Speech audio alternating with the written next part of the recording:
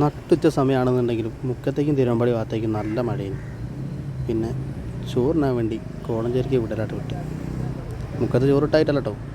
ഈ കോടഞ്ചേരി പോയി കഴിഞ്ഞാൽ നല്ല പോർക്കും ബീഫും കിട്ടും.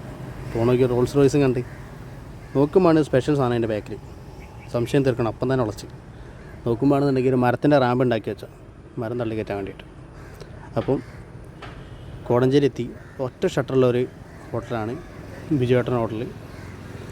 അവിടെ നൈസായിട്ടുള്ള അപ്പം, ചോറ്, പോർക്ക്, മൊയലി, ബീഫ് ഈ ഐറ്റംസ് ഉണ്ടാവുക. ചോറ് പറഞ്ഞാൽ ഭയങ്കരമായിട്ടുള്ള കാര്യങ്ങളൊന്നുമില്ല. ലേശം സാലഡ് ഉണ്ടാവും, അച്ചാർ, ഒരു കറി, പിന്നെ പച്ചക്കറി, ഉപ്പേരി, എത്രയൊക്കെ ഉണ്ടാവുള്ളൂ.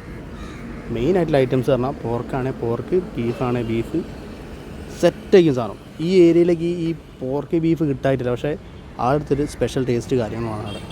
അപ്പം ഇങ്ങനെയാണ് കാര്യങ്ങൾ. അടിപൊളി ഫുഡാണ്. ഫുള്ള് വടിച്ച് സെറ്റാക്കി വെച്ചിട്ട്. പിന്നെ ലൊക്കേഷൻ എന്ന് പറഞ്ഞു കഴിഞ്ഞാൽ കോടഞ്ചേരി കോളേജിൻ്റെ തൊട്ടടുത്താണ്.